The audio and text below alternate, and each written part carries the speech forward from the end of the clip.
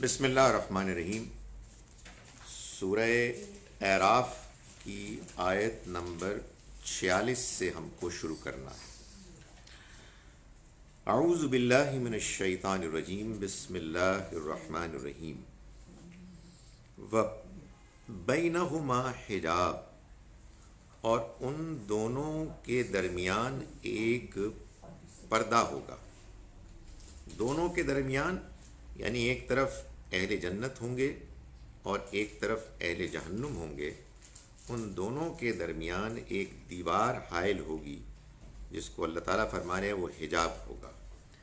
یہ جو بھی ڈسکرپشن ہے اس کو سمجھنے کے لیے یہ ضروری ہے کہ ہم قرآن مجید کے اس اصول کو ذہن میں رکھیں کہ جو بات بھی اللہ تعالیٰ اس دنیا کے بارے میں بتاتا ہے جس کو ہم نے نہیں دیکھا، وہ قرآن مجید کے الفاظ میں میٹافوریکل ہے، یعنی وہ متشابہات ہیں۔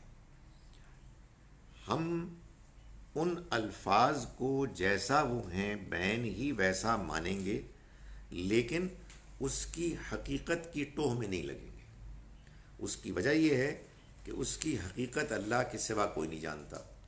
جب آپ نے ایک دنیا دیکھی ہی نہیں تو آپ کی زبان میں اس دنیا کے الفاظ بھی نہیں، تو اللہ نے اس دنیا کو سمجھانے کے لیے آپ کی زبان کے الفاظ کا سہارا لیا ہے، چنانچہ یہ بتا دیا ہے کہ یہ متشابہات ہیں، یہ میٹافوریکل ہے۔ تو فرمایا کہ بَبَيْنَهُمَا حجاب، تو ان دونوں کے درمیان ایک حجاب حائل ہوگا، پردے کی دیوار ہوگی۔ وَعَلَى الْأَعْرَافِ، اور اعراف پر رجال، ایسے پرومیننٹ لوگ ہوں گے، یعرفون، جو پہچانتے ہوں گے، کلن، سبھی کو، بسیماہم، ان کی علامتوں سے۔ ہمارے ہاں اعراف کے بارے میں عام طور پر یہ بات مشہور ہے کہ یہ وہ مقام ہے کہ جو جنت اور جہنم کے درمیان ہے، اور اس میں جو لوگ ہوں گے وہ بڑے نروسلی دیکھ رہے ہوں گے کہ ہم کو ادھر جانے کا حکم ہوتا ہے یا ادھر جانے کا، یعنی یہ نہ پوری طرح فیل ہوں گے اور نہ پوری طرح پاس ہوں گے۔ قرآن مجید کے اس ڈسکرپشن کو جیسا کہ بیان ہوا ہے اگر آپ دیکھیں تو معلوم ہوتا ہے کہ حقیقت ایسے نہیں ہے، بلکہ یہ وہ آؤٹ اسٹینڈنگ پرفارمرز ہیں، غیر معمولی نیک لوگ ہیں جنہوں نے دنیا میں اللہ کی رضا کے بہترین کارہائے نمایاں انجام دیے، اور ان کو اللہ تعالیٰ ایک پرومیننس کی جگہ پر رکھے گا، اور ان کے ذریعے سے ایک جانب وہ اہل جنت کو شاباش دے گا اور دوسری جانب اہل جہنم کی فضیحت، یعنی ان کی جو بھی انجری ہے اس پر مزید انسلٹ ہوگی۔ تو یہ نمایاں جگہ ہوگی جس میں رجال، ایسے نمایاں لوگ ہوں گے جو سبھی کو پہچانتے ہوں گے ان کے نشانات سے۔ نشانات سے پہچاننا، چہرے کے نشانات سے پہچاننا، یہ قرآن مجید میں بھی بات بیان ہوئی ہے، اور احادیث سے بھی معلوم ہوتا ہے کہ نبی صلی اللہ علیہ وسلم نے جیسے فرمایا کہ میں اپنے امتیوں کو پہچان لوں گا ان کے جسم کے ان اعضاء کے چمکنے سے، روشن ہونے سے جو وہ وضو میں دھوتے تھے۔ تو یہ قرآن مجید سے بھی یہ معلوم ہوتا ہے کہ وہاں لوگ اپنے اپنے پرفارمنسز کی بنیاد پر جو ان کے رویے ہوں گے اس سے وہ نمایاں ہو جائیں گے۔ وَنَادَوْا أَصْحَابَ الْجَنَّةِ، اور جنت کے لوگوں کو وہ پکاریں گے، ان سلام علیکم، سلامتی ہو تم پر، یعنی یہ وہی بات جو میں کہہ رہا تھا کہ اللہ تعالیٰ ان کے ذریعے سے اہل جنت کو شاباش دیں گے، ان کے ان پرفارمنس پر ان کی تحسین ہوگی، اور دوسری جانب اہل جہنم کو پھٹکار ہوگی۔ لم يدخلوها وهم یطمعون، وہ داخل تو نہیں ہوئے اس میں مگر وہم یطمعون، اس کے امید رکھتے ہوں گے، یعنی وہ جنت میں داخلے کے امیدوار ہوں گے۔ شاید انہی الفاظ سے لوگوں کو یہ خیال ہوا کہ یہ ابھی نروسلی ویٹ کر رہے ہیں۔ حقیقت یہ ہے کہ یہ بیان یہ لگتا ہے کہ انہیں اللہ ایک نمایاں جگہ پر پہلے فیصلہ ہونے کے بعد دونوں جانب اپنے پیغام کو پہنچائے گا ان کے ذریعے سے، اور اس کے بعد وہ جنت میں جائیں گے۔ لیکن جب وہ جنت میں ابھی نہیں گئے تو یہ ان کی انکساری اور عاجزی ہے کہ وہ اپنے آپ کو امیدوار سمجھیں گے۔ فرمایا وہم یطمعون، اور وہ اس کے امیدوار ہوں گے۔ وَإِذَا، یعنی اس کے کہ وہ داخل ہو جائیں۔ وَإِذَا صُرِفَتْ أَبْصَارُهُمْ تِلْقَاءَ أَصْحَابِ النَّارِ، اور جب ان کی نگاہیں پھیری جائیں گی تلقاء اصحاب النار، دوزخ والوں کی طرف، قالو، تو وہ کہیں گے ربنا لا تجعلنا مع القوم الظالمین، اے ہمارے رب تو ہم کو ظالم لوگوں کا ساتھی نہ بنانا، یعنی ہمیں ان کے ساتھ جانے کے لیے نہ فیصلہ ہو۔ تو ایک جانب ان کو سلامتی کی دعائیں دی جائیں گی، اور دوسری جانب انہی کی طرف سے اہل جہنم کے بارے میں ان کے یہ کلمات ہوں گے۔ ونادى اصحاب الاعراف، اور کہیں گے اعراف والے، اونچی نمایاں جگہ پر جن کو رکھا گیا ہے، وہ لوگ کہیں گے رجالاً یعرفونہم بسیماہم، وہ کہیں گے انہیں کہ جنہیں یہ ان کی علامت سے پہچان لیں گے۔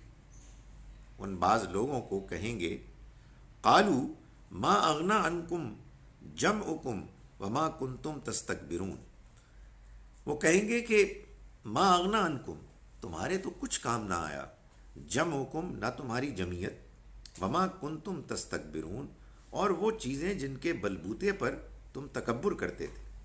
یعنی وہی بات کہ اہل جہنم پر ان کے جو سزا ہے اس پر مزید ان کی فضیحت، پھٹکار، ان کے لیے جو ایک کوفت ہے اس میں اضافے کے لیے اللہ کی جانب سے ان لوگوں کے ذریعے ان سے کلام کرایا جائے گا، اور وہ ان سے کہیں گے کہ بھائی تمہارے پاس جو لشکر تھا، جمعیت تھی، فوج تھی، اور جو اور اسباب وسائل تھے جن کی بنا پر تم تکبر کرتے تھے، جس کی وجہ سے تم نے ہمارے پیغام کا، اللہ کے پیغام کا انکار کیا، ان میں سے تو کوئی چیز بھی تمہارے کام نہ آئی۔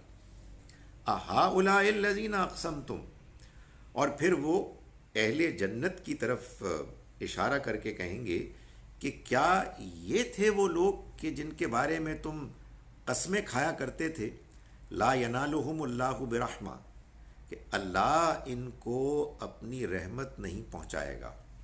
یہ وہ بات ہے کہ جو قرآن مجید میں اور جگہوں پر بھی بیان ہوئی ہے کہ انکار کرنے والے جو عام طور پر بڑے نمایاں لیڈرز ہوا کرتے تھے، بڑے مالدار لوگ ہوتے تھے، اور ابتدا میں اللہ کے پیغمبروں کو ماننے والے، ایمان لانے والے کمزور لوگ، غریب غربا، جن کا کہ معاشرے میں کوئی سٹیٹس نہیں ہوتا تھا، اینڈ جن کی کوئی ویسٹڈ انٹرسٹ نہیں ہوتی تھی، وہ جب مانتے، وہ ایمان لاتے، تو یہ لوگ ان کا مذاق اڑاتے اور یہ کہتے کہ ان کو کیا ملے گا، نہ یہاں کچھ ملا ہے نہ وہاں کچھ ملے گا۔ بھائی اگر اللہ کو ان کے ساتھ کوئی ہمدردی ہوتی تو بھلا ان کا یہ حال ہوتا کہ جو اس وقت ان کا ہے۔ ان کے کپڑے دیکھو، ان کی شکلیں دیکھو، ان کی کوئی حیثیت ہے، تو جن کو اللہ نے یہاں چھوڑ دیا ہے تو وہ وہاں ان کو کیسے نوازے گا؟ تو یہ ان کی ایک بیکار قسم کی نان سینسیکل اپروچ تھی۔ تو ان کے اسی انداز پر ان کا اب مذاق اڑایا جائے گا گویا کہ، اور یہ کہا جائے گا کہ کیا یہ لوگ تھے کہ جن کے بارے میں تم یہ کہتے تھے کہ اللہ ان کو اپنی رحمت نہیں پہنچائے گا، یہ اللہ کی رحمت سے نہیں نوازے جائیں گے۔ ادخلوا الجنت لا خوف علیکم ولا انتم تحزنون، اور ان سے کہا جائے گا، یعنی وہ کہیں گے ان اہل جنت سے کہ تم جنت میں داخل رہو، اس میں قائم رہو، تمہیں اب کوئی خوف نہیں ہوگا اور نہ ہی تم غمگین ہوگے۔ یہ بات قرآن مجید نے بار بار بیان کی ہے کہ جنت اصل میں جس جگہ کا نام ہے وہ اس دنیا کی زندگی کے برعکس وہ جگہ ہے جہاں نہ کوئی مستقبل کا خوف اندیشہ ہوگا، نہ کوئی ماضی کا غم پچھتاوا۔ ہماری یہ زندگی ان دونوں ہی چیزوں سے تعبیر ہے، یا ہمیں ماضی کا غم ہے، ماضی کے پچھتاوے ہیں، جوں جوں عمر بڑھتی جاتی ہے آدمی کو یہ محسوس ہوتا ہے کہ بہت سی چیزیں، بہت سی شخصیتیں، بہت سے عزیز اقارب گزر گئے اور ان کا غم ہے، اور آگے کا خوف ہے کہ کیا ہونے والا ہے۔ تو اس دنیا میں انسان کو یہ جو علتیں، مشکلات لاحق ہیں، آخرت میں جن کو جنت میں جانے کا موقع ملے گا ان کے لیے اللہ تعالیٰ وہاں ان دونوں سے ان کو چھٹکارا دے دے گا۔ نہ ان کے لیے ماضی کا کوئی پچھتاوا غم ہوگا، نہ مستقبل کا کوئی اندیشہ خوف ہوگا۔ ونادى اصحاب النار اصحاب الجنہ، اور پکاریں گے آگ والے جنت والوں کو، ان افیضوا علینا من الماء، کہ تم انڈیل دو ہم پر بھی کچھ پانی، مما رزقکم اللہ، اس میں سے کہ جو تمہیں اللہ نے رزق دیا۔ معلوم ہوتا ہے کہ ان کے آپس میں کمیونیکیشن پاسبل ہوگی۔ کچھ عرصے پہلے تک تو آدمی اس کو سوچتے ہوئے حیران ہوتا ہوگا کہ کیسے پاسبل ہوگی، لیکن اب تو کوئی مسئلہ ہی نہیں ہے، اب تو ہم خود صبح و شام یہی کچھ کرتے ہیں۔ تو معلوم ہوتا ہے کہ اس سے زیادہ بہتر اور کلیئر ارینجمنٹ ہوگی جس میں جہنم والے جنت والوں سے بات کریں گے اور یہ کہیں گے کہ بھائی کیا جو تمہیں پانی ملا ہے وہ کچھ ہمیں بھی دے سکتے ہو، اس میں سے کہ جو اللہ نے تم کو رزق کے طور پر دیا۔ قالو، تو وہ کہیں گے ان اللہ حرمہما علی الکافرین، اللہ نے ان کو کافروں پر حرام کر دیا۔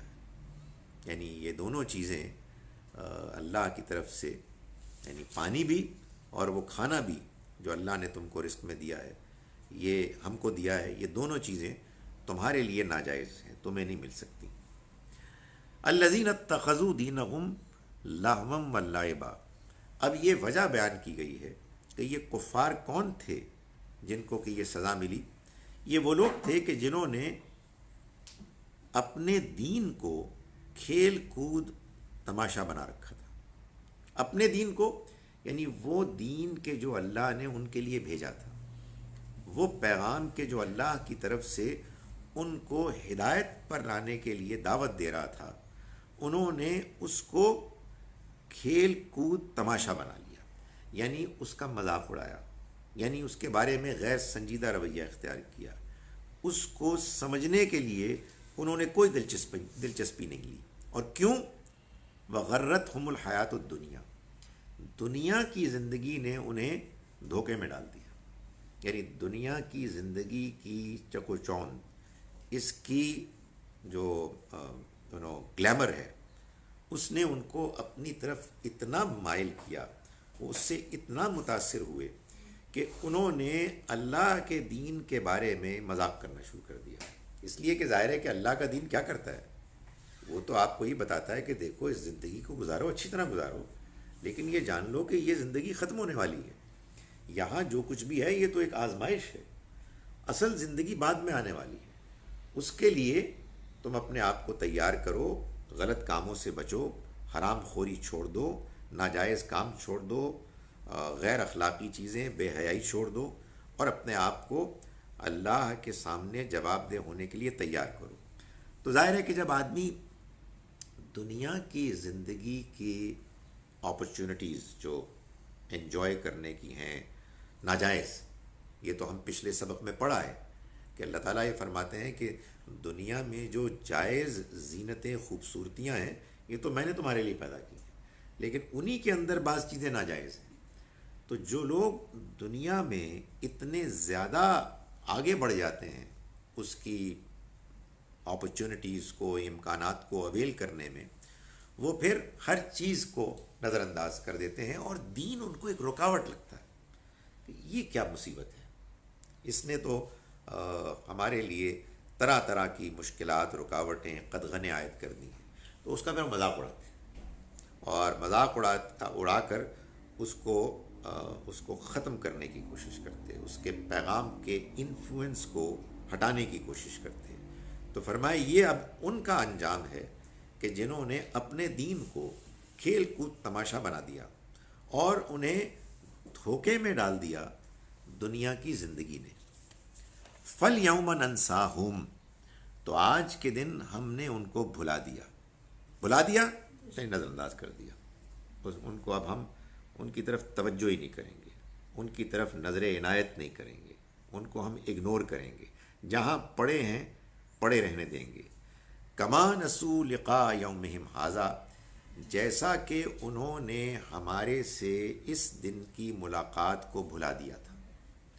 دنیا میں ان لوگوں نے اس بات کو فراموش کر دیا، اس بات کو بھلا دیا کہ انہیں ہم سے ملاقات کرنی ہے، تو آج اس ملاقات کے دن ہم ان کو بھلا دیں گے، یعنی ان کو بالکل اگنور کریں گے، ان کی طرف توجہ نہیں کریں گے۔ وما کانوا بآیاتنا یجحدون، اور جو یہ ہماری آیات کا انکار کرتے تھے، یعنی ان کا جرم یہ ہے کہ ان کے پاس ہمارا پیغام آیا اور انہوں نے اس کو ذرہ برابر بھی کوئی اہمیت نہیں دی۔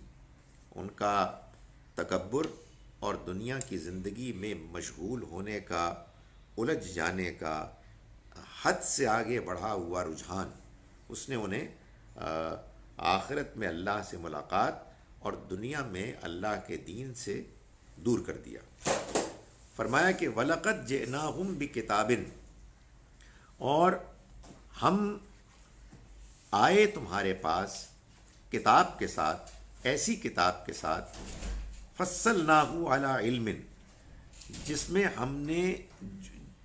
میں ہم نے تفصیل بیان کر دی علم کی بنیاد پر، یعنی ہم نے ان کے پاس ایک ایسی کتاب بھیجی کہ جو تفصیل سے ان کے سامنے پیغام بیان کرتی، اور قطعی علم کی بنیاد پر۔ قطعی علم کی بنیاد پر یعنی جس کو سننے، جس کو پڑھنے سے آدمی کے اندر ایک کانفیڈنس پیدا ہوتا ہے، وہ کنونس کرتی ہے، وہ انسان جب اس کو پڑھتا ہے، اس کو سنتا ہے، تو اس کے اندر ایک اعتماد پیدا ہوتا ہے۔ تو ہم نے تو ان کے پاس ایک ایسی کتاب بھیجی تھی کہ ہم نے جس میں تفصیل بیان کی تھی۔ تفصیل سے مراد ہر اس بات کی تفصیل کہ جس کو انسان کو جس کی ضرورت ہے، یعنی دنیا میں ہمیں رہنمائی اور ہدایت کے لیے اللہ کی طرف سے اس کے پیغام کی ضرورت ہے، جتنی ضرورت ہے اللہ نے اس کی اتنی تفصیل بیان کر دی۔ اس کا یہ مطلب نہیں کہ ہر چیز کی تفصیل، اللہ نے ہر چیز کو سمجھنے کے لیے ہمیں پہلے سے ایک عقل فہم دی ہوئی ہے، جس کو کہ اگر ہم استعمال کریں تو ہم بہت سی چیزیں تو پہلے سے ہی جانتے ہیں یا غور و فکر کے نتیجے میں سمجھ سکتے ہیں، لیکن اس کے ساتھ ساتھ انسان کو اللہ کی طرف سے آسمان سے ہدایت کی ضرورت ہے، تو اللہ تعالیٰ نے اپنی کتاب کے ذریعے سے وہ ساری تفصیلات بیان کر دی کہ جو اللہ کی طرف سے ہدایت کی ضرورت جو آدمی کو درکار ہے، اس کو پورا کرنے کے لیے۔ فرمایا کہ یہ جو کتاب ہے یہ علم کی بنیاد پر ہے، یعنی اس میں قطعی علم، اطمینان، اعتماد پیدا کرنے والا علم ہے، اور یہ کتاب ہدی و رحمۃ لقوم یؤمنون، یہ کتاب ہدایت ہے اور رحمت ہے ان لوگوں کے لیے کہ جو ایمان لانا چاہیں۔ میں یہ بار بار بیان کرتا ہوں بات کہ عربی زبان میں اور زبانوں میں بھی یہ سٹائل آف پریزنٹیشن موجود ہے، لیکن عربی میں، قرآن مجید کی عربی میں خاص طور پر فعل ورب بول کر ارادہ فعل مراد لینا۔ یعلم وہ جانتا ہے، اس کا ایک مطلب ہو سکتا ہے وہ جاننا چاہتا ہے۔ یومنو وہ ایمان لاتا ہے، اس کا یہ مطلب بھی ہوتا ہے کہ وہ ایمان لانا چاہتا ہے۔ تو فرمایا یہاں اس کا یہ مطلب ہے کہ یہ ہماری جو کتاب ہے یہ ہدایت اور رحمت بنتی ہے ان لوگوں کے لیے کہ جو ایمان لانا چاہیں۔ یہ بات قرآن نے ہمیشہ واضح کی ہے کہ انسان کو ہدایت ملے گی اگر انسان ہدایت کا طالب بنے گا، اگر انسان ہدایت پانا چاہے گا۔ اگر انسان کے اندر کوئی رکاوٹ ہے، اکڑ ہے، گریز ہے، نظر انداز کرنے کا رویہ ہے، تو پھر انسان کو ہدایت نہیں ملے گی۔ تو فرمایا کہ یہ جو کتاب ہم نے نازل کی، یہ بڑی کلیئر، بڑی کانفیڈنٹلی اللہ کے پیغام کو علم کی بنیاد پر چیزوں کو واضح کرنے والی رہنمائی ہے، اور یہ ہدایت بنتی ہے لوگوں کے لیے دنیا میں، اور یہ رحمت بن جائے گی ان کے لیے آخرت میں۔ لیکن کن کے لیے؟ ان کے لیے کہ جو ایمان لانا چاہیں۔ ایمان لانا چاہیں یعنی مطلب یہ ہے کہ اس دنیا کی زندگی میں جب ہم سوچ سمجھ کے شعور کے ساتھ زندگی گزارتے ہیں تو بڑے بڑے اہم سوالات اٹھتے ہیں جن کا جواب انسان کے پاس نہیں ہے۔ کیوں بنایا گیا؟ یہ اونچ نیچ کیوں ہے؟ یہ خیر اور شر کیوں ہے؟ زیادتیاں کیوں ہو رہی ہیں؟ موت کیوں آتی ہے؟ موت کے بعد کیا ہونے والا ہے؟ تو انسان تمام تر نعمتوں، تمام تر سہولتوں کے ہونے کے باوجود بے چین رہتا ہے، اس لیے کہ ان سوالوں کے جوابات جب تک کہ انسان کو نہیں ملیں گے اس کی تسلی نہیں ہو سکتی۔ تو اللہ تعالیٰ نے ان کا جواب فراہم کیا ہے اور دعوت دی ہے۔ اس دعوت کو اصلاً ہر انسان کو قبول کرنا چاہیے۔ یعنی یہ تو ضرورت ہم سب کی ہے، جیسے ہم کو بھوک لگتی ہے، جیسے ہم کو پیاس لگتی ہے، تو اللہ کی طرف سے جو خوراک پانی کا بندوبست ہے ہم اس کو ویلکم کرتے ہیں، آگے بڑھتے ہیں۔ اسی طرح سے ہمارے اندر ایمان کی پیاس بھوک رکھی ہوئی ہے۔ اس دنیا میں جو سوالات ہیں، اس دنیا کے اندر جو ہمارے لیے بے چین کرنے والے کوشچنز ہیں، وہ اگر انسان اپنی فطرت میں ٹھیک ہے اور دنیا میں ایگزیجریٹڈ اس کی دلچسپی نہیں ہے، تو پھر وہ لازماً ان سوالات کے جوابات مانگے گا، چاہے گا، اور جب اس کو ملیں گے تو وہ ایمان لانا چاہے گا۔ لیکن جو ایمان لانا نہیں چاہتے، جو اسی دنیا کی زندگی میں اتنے غرق ہیں کہ وہ کہتے ہیں جی کہ بہت زبردست ہے، موت آئے گی دیکھ لیں گے، مگر ابھی تو وی آر ناٹ انٹرسٹڈ، تو ظاہر ہے کہ پھر وہ ماننے کے لیے تیار نہیں ہوں گے۔ فرمایا هل ينظرون الا تعبیلا، یہ لوگ، یہ آپ کے مخالفین، اے پیغمبر کیا یہ انتظار کر رہے ہیں اس کی تعویل کی؟ تعویل کہتے ہیں حقیقت۔ کس چیز کی حقیقت؟ یہ جو خبردار کیا جا رہا ہے۔ قرآن مجید نے بتایا جیسے نا خواب کی تعبیر، اسی طرح سے متشابہات کی تعبیر ہوتی ہے کہ آپ کو ایک چیز سے وارن کیا جا رہا ہے، آپ کو بتایا جا رہا ہے کہ ایک معاملہ ہونے والا ہے، تو جب وہ ہو جائے گا تو آپ کی وارننگ کی یا آپ کی جو پروفیسی ہے، آپ کی جو پیشن گوئی ہے، اس کی وہ تعویل ہوگی، وہ اس کی حقیقت ہوگی۔ تو فرمایا کہ کیا یہ اس کی حقیقت کا انتظار کر رہے ہیں، یعنی یہ جو خبردار کیا جا رہا ہے۔ یوم یاتی تاویلہ، ان کو بتا دیجئے کہ جب اس کی حقیقت آ جائے گی، یقول الذین نسوہ من قبل، تو کہیں گے وہ لوگ کہ جنہوں نے بھلا دیا اس کو اس سے پہلے، قد جاءت رسل ربنا بالحق، یقیناً ہمارے رب کے رسول آئے سچائی کے ساتھ۔ یعنی پھر وہ خود ہی پکار اٹھیں گے، وہ گواہی دیں گے کہ نہیں، وہ جو اللہ کے پیغمبر آئے تھے وہ سچ لے کے آئے تھے، ہم ہی تھے بد نصیب کہ ہم نے ان کو نظر انداز کر دیا۔ فَهَلْ لَنَا مِن شُفَعَاء، تو پھر کیا ہے کوئی سفارشی، شفاعت کرنے والے؟ فَيَشْفَعُوا لَنَا، پھر یہ ہو کہ وہ ہماری سفارش کریں۔ اَوْ نُرَدُّ، یا یہ ہو کہ ہم لوٹا دیے جائیں۔ فَنَعْمَلَ غَيْرَ الَّذِي كُنَّا نَعْمَلُ، پھر ہم عمل کریں وہ کہ جو اس سے مختلف ہو کہ جو ہم نے اس سے پہلے کیا۔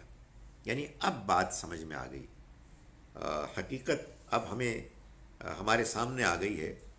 تو یا تو یہ ہو کہ کچھ لوگ آئیں اور سفارش کر کے ہمیں یہاں سے ہماری پکڑ، ہمارے برے انجام سے بچا کے لے جائیں، یا پھر ایک چانس اور دے ہمیں، ہمیں ایک اور چانس ملے تاکہ ہم جائیں اور بہتر عمل کریں۔ فرمایا قد خسروا انفسہم، انہوں نے اپنی جانوں کو نقصان میں ڈال دیا۔ یہ قرآن مجید بار بار کہتا ہے کہ وہ لوگ کہ جو غلط رویہ اختیار کرتے ہیں، جان بوجھ کر گناہ کرتے ہیں، خدا تعالیٰ کے پیغام کو نظر انداز کرتے ہیں، یا فار دیٹ میٹر لوگوں کے ساتھ زیادتی کرتے ہیں، وہ کسی کے ساتھ زیادتی نہیں کرتے سوائے اپنے آپ کے۔ تو فرمایا کہ قد خسروا انفسہم، انہوں نے اپنے آپ کو نقصان میں ڈال دیا، وضل عنہم ما کانوا یفترون، اور جو انہوں نے افطرا کیا وہ سب ان سے دور ہو گئے، جاتے رہے۔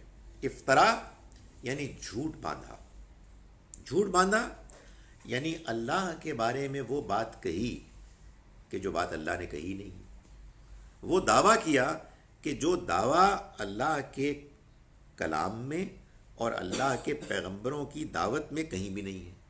یعنی یہ لوگ کہ جو شرک کرتے ہیں، یہ عام طور پر ظاہر ہے کہ جب کوئی شرک کرتا ہے تو یہ کہتا ہے کہ یہ جو ہے نا ہمارے پارٹنر جن کو ہم پوج رہے ہیں، جن سے ہم دعا کر رہے ہیں، ان کو اللہ نے اپوائنٹ کیا ہے، یہ اللہ تعالیٰ کے ہاں ایک مقام رکھتے ہیں۔ آبویسلی یہ بات، اس کی کنفرمیشن تو اللہ تعالیٰ ہی کر سکتے ہیں۔ تو یہ جب بھی کوئی دعویٰ کرتا ہے دین کے بارے میں کہ جو اللہ نے نہیں بیان فرمایا، تو اصل میں یہ اللہ پر جھوٹ باندھتا ہے، ایک ایسا دعویٰ ہے کہ جو اللہ نے کیا ہی نہیں ہے، تو ایک غلط بات ہے، ایک غلط بیانی ہے۔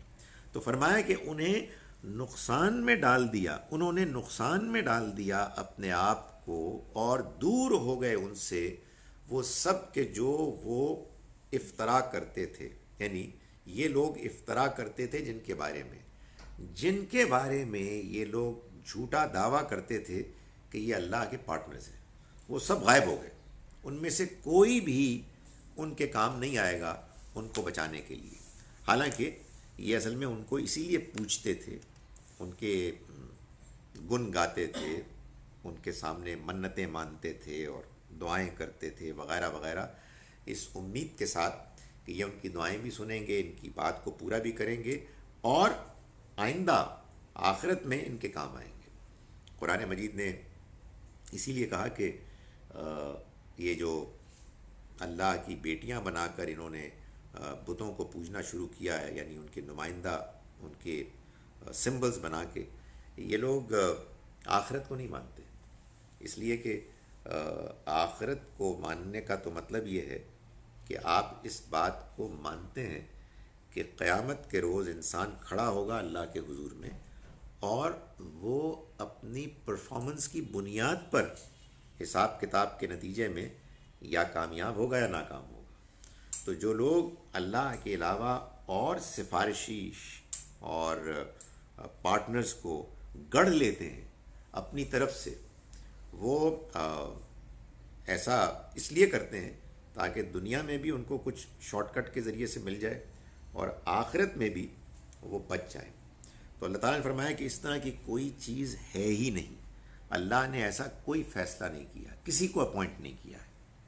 ان ربکم اللہ الذی خلق السماوات والارض فی ستۃ ایام، اے لوگو تمہارا رب تو وہ اللہ ہے کہ جس نے آسمانوں اور زمین کو پیدا کیا 6 دنوں میں، ثم استوى علی العرش، پھر وہ عرش پر متمکن ہو گیا، اس نے عرش کو سنبھال لیا۔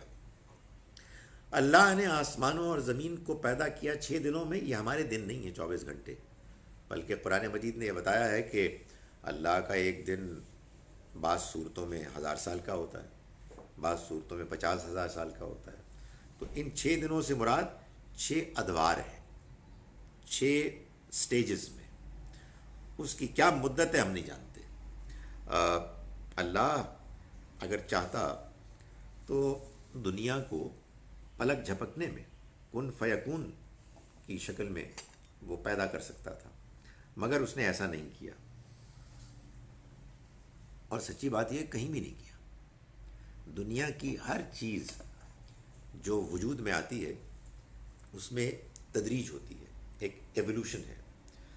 انسان کی پیدائش ہو، پودوں کی پیدائش ہو، یہ کب پل آگے بڑھنا ہو یا دنیا کا بننا ہو، اس سب میں معلوم ہوتا ہے کہ اللہ کی طرف سے یہ فیصلہ ہے کہ انسان اس پروسیس کو دیکھے اور پھر غور کر کے اللہ کا شکر ادا کرے، اس کی عظمت بڑائی کو سمجھے، اس کی حکمت، اس کی رحمت، اس کی ربوبیت، اس کی قدرت کا مشاہدہ کرے۔ یعنی ہو تو یہ بھی سکتا تھا نا کہ ہم کو آسمان سے روزانہ من و سلوہ ملتے، یعنی بارش ہوتی آپ کھانا شروع کر دیتے ہیں، لیکن اس نے کیا کیا؟ اس نے یہ کیا کہ ہم بیج بوتے ہیں، زمین کو زرخیز بنایا، آسمان سے بارش اتری، ہوا چلی، سورج کی چمک شعاؤں نے کام کیا، دھیرے دھیرے پودا ہماری نگاہوں کے سامنے پلنا بڑھنا شروع ہوا، اور پھر وہ اپنے عروج کو پہنچا۔ اسی میں آپ کے لیے گندم ہے، اسی میں آپ کے لیے چاول ہیں، اسی میں آپ کے لیے پھل ہیں، اسی میں آپ کے لیے سبزیاں ہیں۔ یہ سارے اسی پروسیس سے گزرتے ہیں۔ کیوں؟ تاکہ انسان ان کو دیکھے اور دیکھنے کے بعد وہ یہ محسوس کرے کہ واقعی ایک ذات ہے کہ جو اہتمام کے ساتھ ان تمام چیزوں کو وجود میں لا رہا ہے۔ تو فرمایا کہ اس نے آسمانوں اور زمین کو 6 دن میں پیدا کیا۔ ثم استوى علی العرش، پھر اس نے عرش کو سنبھال لیا۔ یہ بھی ایک میٹافر ہے، یہ بھی متشابہات میں سے ہے۔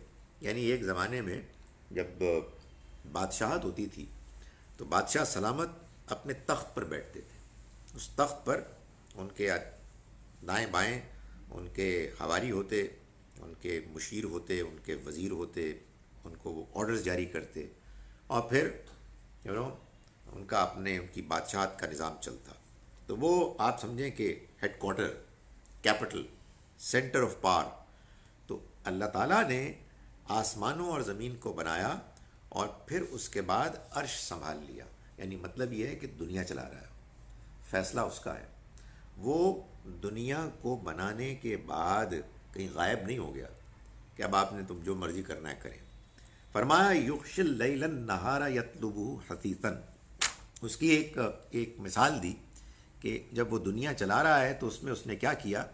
وہ رات کو دن پر ٹھانک دیتا ہے، یطلبہ حثیثا، جو اس کے پیچھے دوڑتی چلی آتی ہے۔ یعنی اس کا ایک نظام ہے جس میں دن ہوتا ہے، پھر رات آتی ہے، پھر رات کے بعد دن۔ تو یہ اس نے اس نظام کو بنایا ہماری ضرورت کو پورا کرنے کے لیے۔ والشمس والقمر والنجوم، اور سورج اور چاند اور ستارے مسخرات بامری، اس کے حکم کو بجا لا رہے ہیں، اس کے حکم سے خدمات کر رہے ہیں، ضرورتیں پوری کر رہے ہیں۔ یہ اصل میں اس کے عرش کو سنبھالنے کے بعد ایک مثال ہے کہ ایسا ہو رہا ہے۔ فرمایا الا، جان لو، لہ الخلق والامر، اسی کی تخلیق ہے، اسی نے بنایا ہے، والامر، اور اسی کا فیصلہ ہے۔ یعنی وہی ہے کہ جو پیدا کرنے والا ہے اور وہی ہے کہ جو چلانے والا ہے۔ شرک میں جو چیز وجہ بنی ہے وہ یہ بھی ہے کہ بہت سے لوگوں کا خیال یہ ہے، ایک فلسفہ لوگوں نے گڑھا کہ دنیا بنانے والا تو اللہ ہے، کوئی شک نہیں، خدا ہے، لیکن پھر چلانے میں اس نے بہت سے لوگوں کو اپنے نظام میں شامل کیا ہے جو سپورٹ کر رہے ہیں، اور ہم اگر ان سے مانگیں، اولاد مانگیں، کاروبار کی کامیابی مانگیں، وغیرہ وغیرہ، تو وہ ہیں کہ جو اس میں پورا اس کی طرف سے ایک طرح سے اختیار رکھتے ہیں۔ تو فرمایا کہ یہ جان لو کہ لہ الخلق والامر، کہ اسی نے تخلیق کیا، خلق بھی اسی کی ہے، اور امر یعنی حکم بھی اسی کا ہے۔ وہی بنانے والا ہے اور وہی چلانے والا ہے، چنانچہ اسی کے ساتھ تعلق رکھو۔ تبارک اللہ رب العالمین، بڑا ہی بابرکت ہے اللہ کہ جو جہان والوں کا رب ہے۔ یعنی اس نے جو کچھ بنایا اس میں برکت ہے، اس میں اس کے فیصلے کے نتیجے میں چیزیں ایسے ہیں کہ وہ اس کے کام کاج کو بڑھا رہی ہیں، اس کو لوگوں کے لیے فائدہ مند، فائدہ بخش بنا رہی ہیں. اور یہ وہ چیز ہے کہ جس کو اگر تم جانو تو تمہیں یہ معلوم ہو کہ وہ جہان والوں کا پالنے والا ہے. وہی ہے کہ جو پال رہا ہے. وہ اپنی اس دنیا کو، اس کائنات کو جس طرح سے بنائے ہوئے ہے، اس میں برکت ہے، ضرورتیں پوری ہو رہی ہیں، اور جہان والے اپنی اس سارے نظام کے ذریعے سے فائدہ اٹھا رہے ہیں. ادعوا ربکم تضرعا و خفیہ، چنانچہ تم پکارو اپنے رب کو گڑ گڑاتے ہوئے بھی اور چھپ کر بھی. خفیہ یعنی مطلب یہ ہے کہ جب یہ حقیقت ہے کہ ساری کائنات کا بنانے والا وہ ہے اور وہی ہے کہ جو نظام کو چلا رہا ہے، تو پھر تمہیں چاہیے کہ کسی اور کو نہ پکارو بلکہ اسی کو پکارو، اور گڑ گڑاتے ہوئے. گڑ گڑاتے ہوئے سے مراد یہ ہے کہ جب تم اس کی بڑائی اور اس کی عظمت کو جانتے ہو، تم نے اس کا مشاہدہ کر لیا ہے، تو پھر تمہیں اس کے آگے عاجزی اور انکساری کے ساتھ مانگنا چاہیے، اپنی کم مائگی، اپنی کمزوری اور اس کی بڑائی کا اعتراف کرتے ہوئے، اور خفیہ یعنی ڈیسنٹلی، چھپ کر، لوگوں کو دکھا کر نہیں. بعض اوقات یہ بھی ہوتا ہے کہ آدمی کو دنیا داری میں تو اتنا مزہ نہیں آتا جتنا دینداری کی شیخی بگارنے میں مزہ آتا ہے. تو یہ آپ اپنے پاس رکھیں اور اللہ سے الگ سے مانگیں، اور لوگوں کے سامنے آپ امپریس کرنے کی کوشش نہ کریں. تو فرمایا پکارو تم اپنے رب کو گڑ گڑاتے ہوئے بھی اور خفیہ، چھپ کر. انہ لا يحب المعتدین، یہ جان لو کہ وہ حد سے آگے بڑھنے والوں کو پسند نہیں کرتا. یعنی جو لوگ زیادتیاں کرتے ہیں، جو لوگ اللہ کے بتائے ہوئے اصولوں کو پامال کرتے ہیں، جن کے کوئی اخلاق نہیں ہیں، اللہ ان کو ناپسند کرتا ہے، اور نہ ہی وہ پکارنے کا موقع دیتا ہے، اس کی طرف رجوع کرنے کا کہ ان کو توفیق ملتی ہے. تو اللہ تعالیٰ تو چاہتے ہیں کہ ہم اس کے سامنے عاجزی اور انکساری کے ساتھ جھکیں اور اس کا کہا مانیں. یہ نہ کریں کہ ہم جو کچھ ہمیں اختیارات ملے ہیں ان سے ہم آپے سے باہر ہو جائیں. فرمایا ولا تفسدوا فی الارض بعد اصلاحها، اور مت تم فساد مچاؤ زمین میں اس کی اصلاح کے بعد. یعنی زمین میں جو فساد ہے یہ قرآن ڈسکرائب کرتا ہے جب، تو اس سے دو باتیں مراد ہوتی ہیں. یا تو یہ کہ ریاست کا، ملک کا، سوسائٹی کا نظام کچھ لوگ درہم برہم کر رہے ہیں، اس میں انہوں نے ایسی کوششیں شروع کر دی ہیں جس کے بعد زمین میں اطمینان نہیں ہے بلکہ فساد ہے. اور دوسرا یہ کہ اللہ کے پیغمبر جب آ جاتے ہیں تو اللہ کے پیغمبروں کے آ جانے کے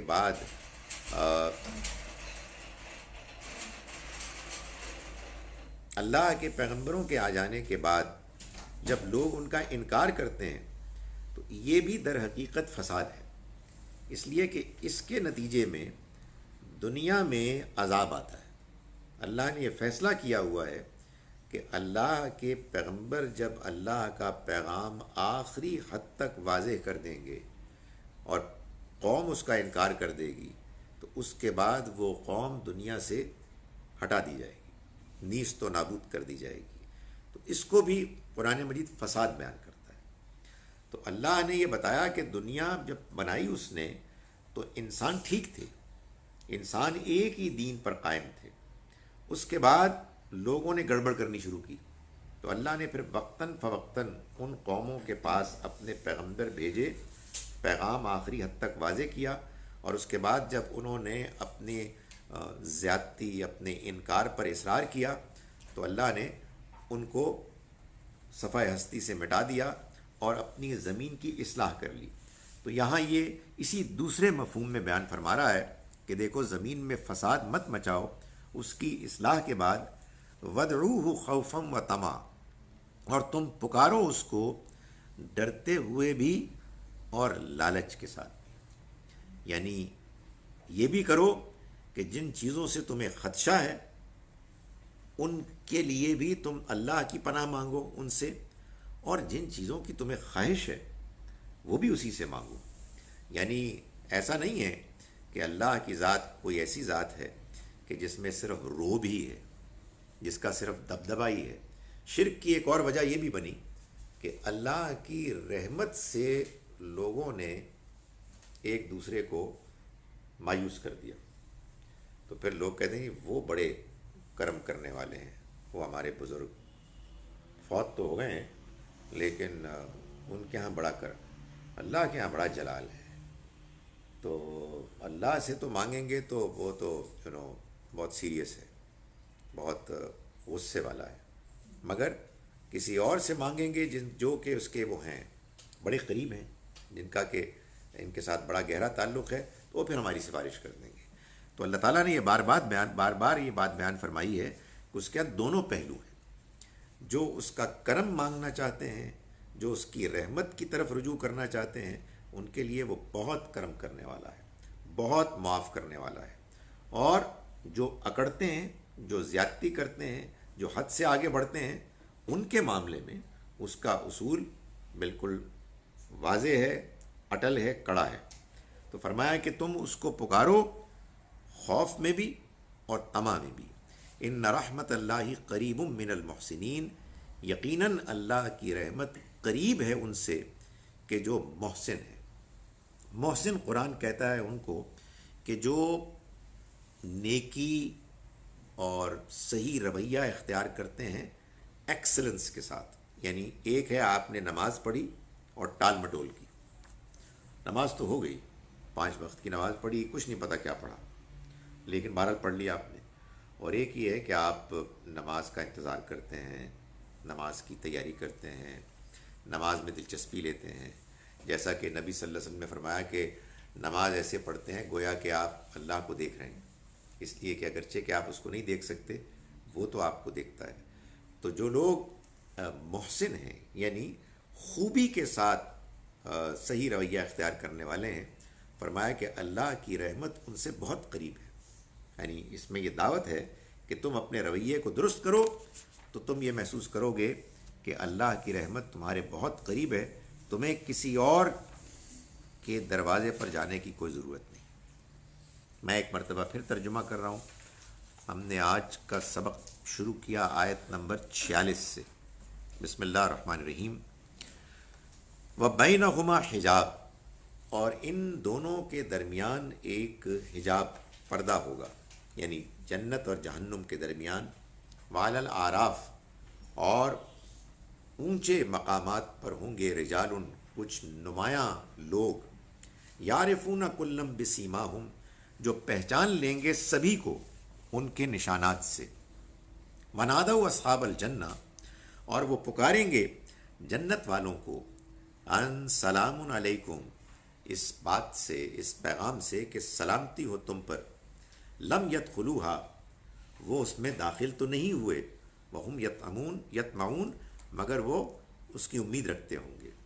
وَإِذَا صُرِفَتْ أَبْصَارُهُمْ، اور جب پلٹے گی ان کی نگاہیں، تلقاء اصحاب النار، آگ والوں کی طرف جا کر، قالو، تو وہ کہیں گے، ربنا، اے ہمارے رب، لا تجعلنا مع القوم الظالمین، ہمیں تو ظالم لوگوں میں شمار نہ فرما، ان کے ساتھ نہ کر۔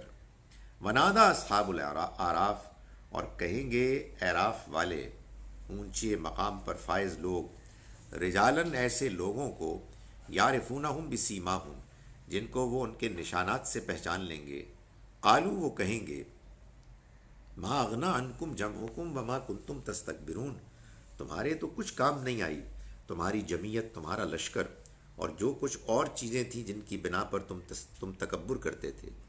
اہؤلاء الذین اقسمتم، کیا یہ وہ لوگ تھے کہ جن کے بارے میں تم قسمیں کھاتے تھے، لا ینالہم اللہ برحمہ، کہ ان کو اللہ کی رحمت نہیں پہنچے گی۔ ادخلوا الجنہ، اب وہ ان جنتیوں سے کہیں گے، رہو تم جنت میں، لا خوف علیکم ولا انتم تحزنون، ایسے کہ تمہیں نہ کوئی خوف ہوگا اور نہ ہی تم غمگین ہوگے۔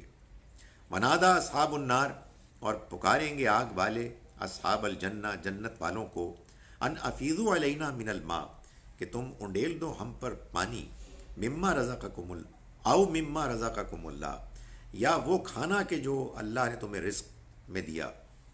قالو وہ کہیں گے ان اللہ حرمہما اللہ نے تو اس کو حرام کر دیا ہے ان دونوں کو علی الکافرین کافروں پر. کون؟ الذین وہ لوگ اتخذوا دینہم لہوا و لعبا جنہوں نے اپنے دین کو کھیل کود اور تماشا بنا لیا.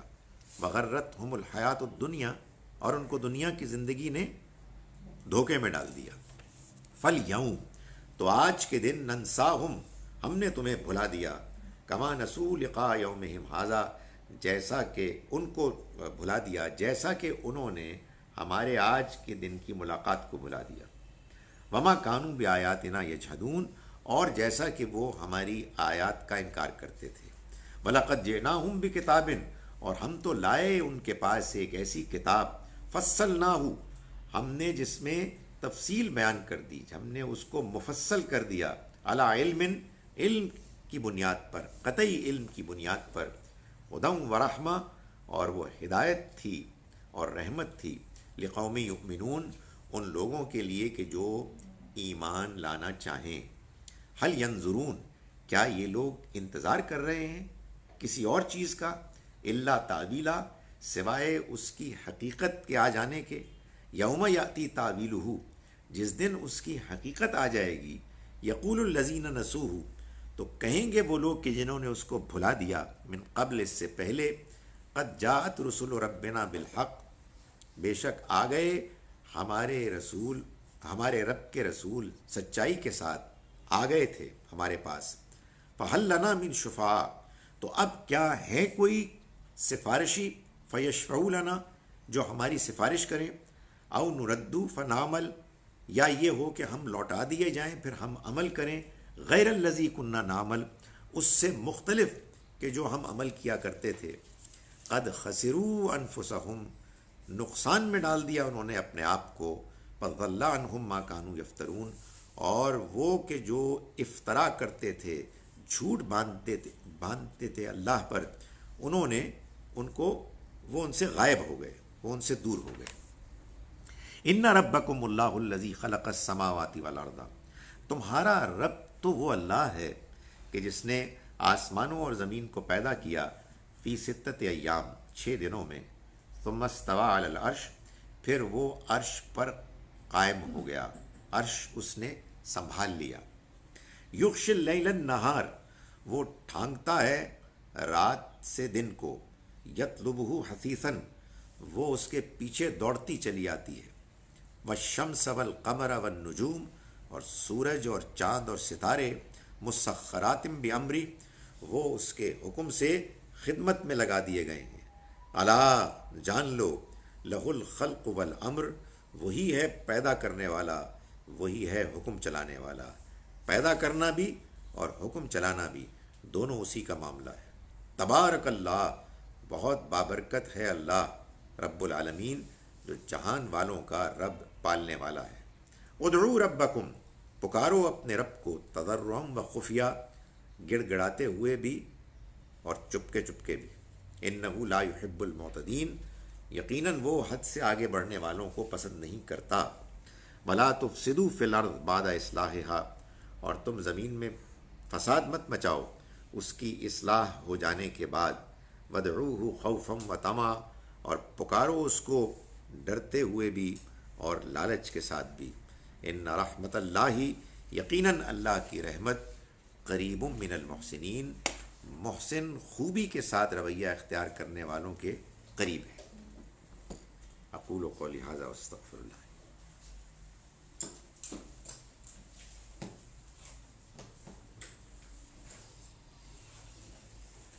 So true that people fail to comprehend Allah's mercy, it is necessary that we remember that Allah's mercy shall always prevail over His wrath, His displeasure.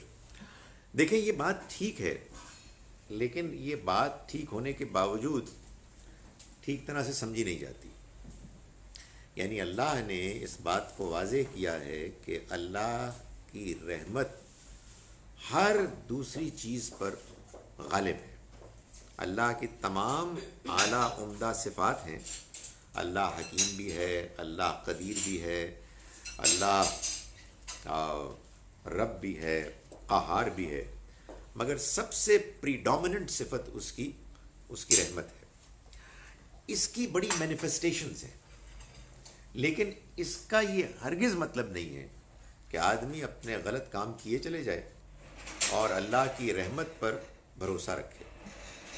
اس کی ایک بڑی نمایاں جو اپلیکیشن مینیفیسٹیشن ہے وہ یہ ہے کہ اللہ نے یہ طے کیا ہے کہ اگر انسان غلطی کرے گا، غلط رویہ اختیار کرے گا، اپنی زندگی ایک حصہ اس کا غلطیوں میں گزارے گا، لیکن اس کے بعد وہ صدق دل سے توبہ کرے گا اور اپنی اصلاح کرے گا، تو اللہ کی رحمت اس کی اس توبہ کو، اس کے صحیح رویے کو قبول کر لے گی اور اس کے گناہوں کو وہ دھو دے گا۔ تو یہ اس کی رحمت کا نتیجہ ہے۔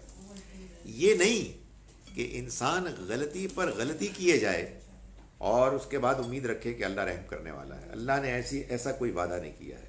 آدمی ظلم کرے، آدمی زیادتی کرے، آدمی کو اللہ کی رحمت کو حاصل کرنے، اس سے فائدہ اٹھانے کی کوئی توفیق نہ ہو اور امید رکھے کہ وہ رحم کرے گا۔ دوسری اس کی جو رحمت کی مینیفیسٹیشن سمجھ میں آتی ہے بڑی نمایاں، ظاہر ہے ویسے ہماری ساری زندگی اس کی رحمت ہے، ہم کچھ بھی ڈیزرو نہیں کرتے تھے اور سب کچھ اس نے دیا، مگر اکاؤنٹیبلٹی کے پوائنٹ آف ویو سے ایک دوسری مینیفیسٹیشن یہ ہے کہ معلوم یہ ہوتا ہے کہ اگرچہ کہ اللہ تعالیٰ اگر چاہتے تو حساب کتاب میں وہ ہم کو، ہمارے لیے جو کرائیٹیریا ہیں وہ بڑے کڑے رکھتے، بہت مشکل ہمارا وہ ہوتا منیمم پاسنگ مارکس کا تھریش ہولڈ، تو اللہ نے اپنی مہربانی سے وہ بہت کم کر دیا، مگر جتنا کم کیا ہے اس سے کم وہ نہیں کرے گا، اور جتنا کم کیا ہے وہ سبھی کے لیے، اس کا کوئی فیورٹ نہیں ہے، اس کے ہاں کوئی ایسی چیز نہیں ہے کہ آپ کا خاندان اچھا ہے اور ان کا خاندان برا ہے، آپ نے اگر کچھ غلط کام کر بھی لیے تو آپ بچ جائیں گے اس لیے کہ آپ کے تعلقات اچھے ہیں۔ سو اللہ کی رحمت اس میں کوئی شک نہیں ہے، اس سے امید رکھنی چاہیے، کبھی بھی مایوس نہیں ہونا چاہیے، نہ اپنے بارے میں کسی اور کے بارے میں۔ یعنی اگر کچھ لوگ رخصت ہو گئے تو ان کے لیے دعا کریں گے، ہمیں کیا معلوم انہوں نے کیا کچھ کیا، کس نیت سے کیا، خدا ان کے بارے میں کیا فیصلہ کرتا ہے، اس کے کیا پیمانے ہیں، تو اچھی امید رکھ کے اللہ کے ساتھ معاملہ کرنا چاہیے۔ جی سر، تو لوگ رخصت ہو گئے، جی ان کو یاد کرنا یا اور بہنا یا دل بوجھل ہونا، کیا یہ گناہ ہے یا ایسا نہیں کرنا چاہیے؟ آپ مجھے بتائیں یہ گناہ کیسے ہو سکتا ہے؟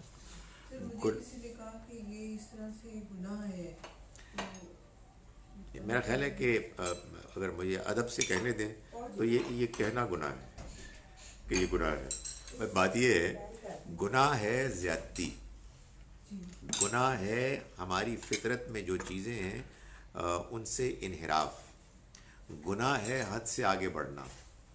ہاں کوئی آدمی روتا ہے اور ایکٹنگ کرتا ہے کہ میں لوگوں کو دکھاؤں کہ دیکھو میں روتا ہوں، یہ گناہ ہوگا۔ گناہ یہ ہوگا کہ آپ روئیں اور اللہ کی رحمت کو اگنور کر کے چیخم دھاڑ کرتے چلے جائیں، یہ یقیناً ایک بری چیز ہوگی کہ آپ کو اللہ سے کوئی امید ہی نہیں ہے اور چیخ و پکار کر رہے ہیں۔ بعض سوسائٹیز میں، ہماری سوسائٹی میں بھی ایک خاص طریقے سے رونا دھونا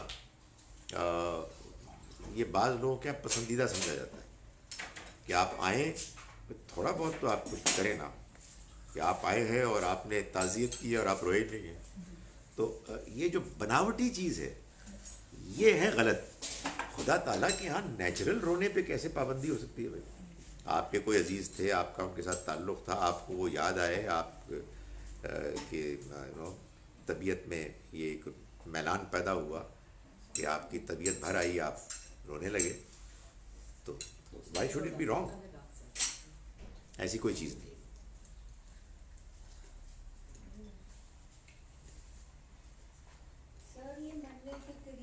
اور جب آپ کی سینسز بھی اتنی نہیں رہتی تو ایسے بزرگوں کے لیے کوئی دعا یا کوئی ان کو بتایا جائے کوئی چیز؟ دیکھیں سب سے بہتر چیز تو یہ ہے کہ آدمی نرمی کے ساتھ تلقین کرے کہ آپ توبہ استغفار کریں،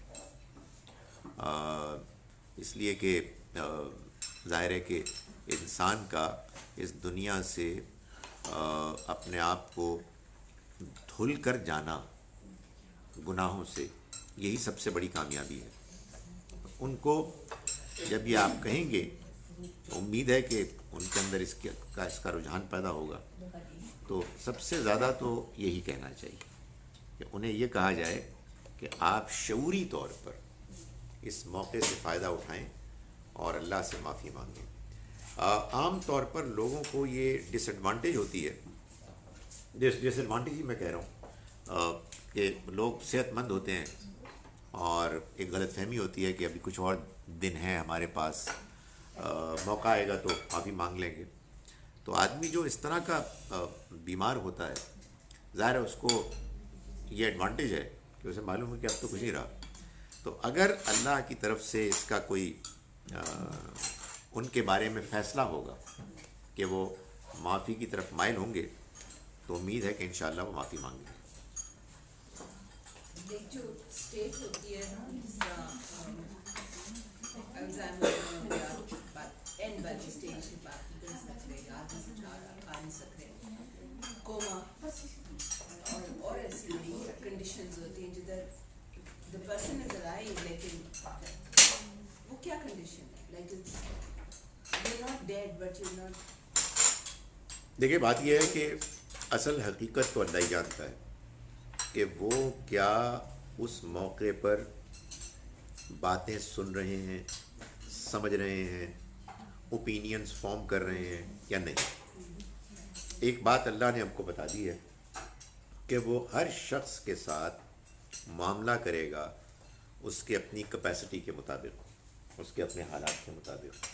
ایک آدمی اگر بیماری کی اس حالت میں ہے کہ جس میں اس کے لیے کوئی فیصلہ کرنا ممکن ہی نہیں ہے، تو پھر تو یہ سمجھنا چاہیے کہ بس وہ اب ہی اور شی از ان دا ویٹنگ، ایک انتظار ہے کہ آخری فیصلہ آئے اور وہ چلے جائیں۔ امید تو یہی ہے کہ ایسے تمام کیفیات میں انسان حساب کتاب کے دور سے آگے نکل گیا، جب ظاہر ہے کہ آپ نہ سوچ سکتے ہیں نہ سمجھ سکتے ہیں، بس ایک آپ کی ایک فزیکل ایک ایگزسٹنس ہے کہ جو ابھی برقرار ہے۔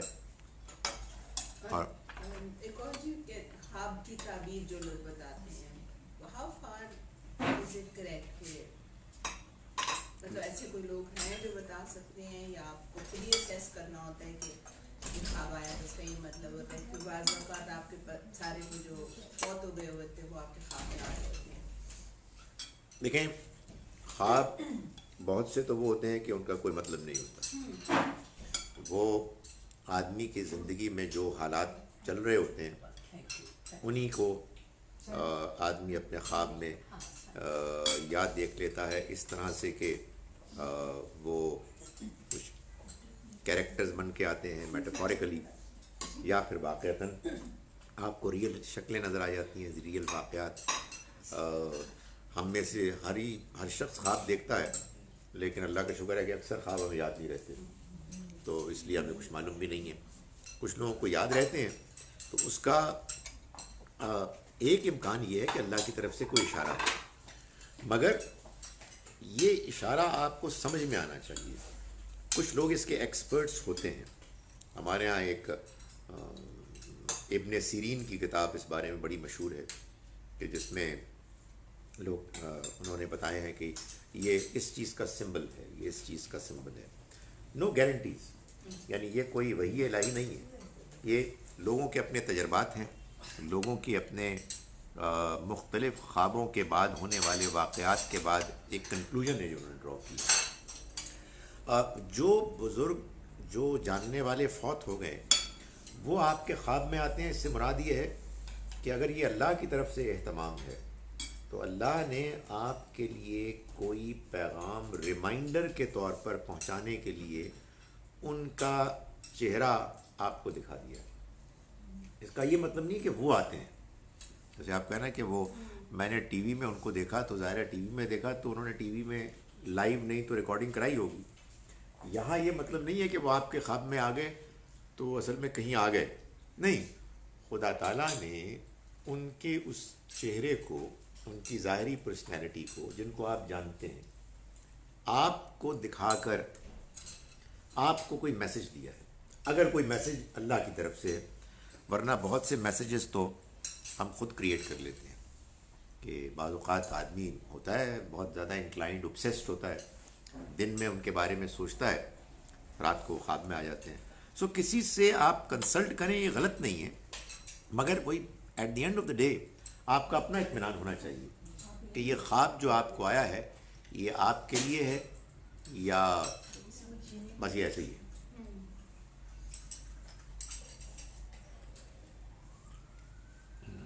دیر از ڈسٹربنس ان ساؤنڈ، اس کا تو میں نہیں بتا سکتا. اللہ حافظ. اللہ حافظ.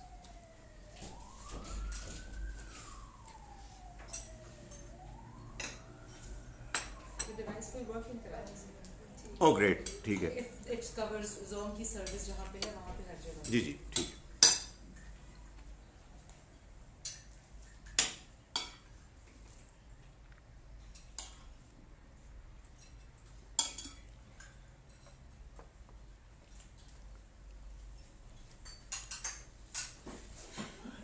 سر کبھی تو کوئی کہتا ہے ایسی خوابیں آتے ہیں جو شیطان، جی جی شیطان بھی بہت خواب میں آتا ہے، اس میں کوئی شک نہیں. جو گندی گندی خوابیں آتی ہیں وہ شیطان آپ کو ڈراتا بھی ہے، شیطان آپ کو بری چیزیں بھی دکھا سکتا ہے، مگر اس میں بھی دو طرح کی ہیں کیٹیگریز. ایک تو یہ کہ آ گیا شیطان کوئی ایسی چیز جو آپ کے بس میں ہی نہیں تھی، اور ایک یہ کہ آدمی خود سے ریسیپٹیو ہوتا ہے، انکلائنڈ ہوتا ہے. تو شیطان تو ہے نا کہ جو آپ کے میری کمزوریوں سے واقف ہے، تو وہ ہماری کمزوریوں کو ایکسپلائٹ کرتا ہے. یوسوس فی صدور الناس، ہمارے نفس میں وہ وسوسہ اندازی کرتا ہے، اور وہ خواب کی صورت بھی ہو سکتی ہے. یہ بالکل ممکن ہے.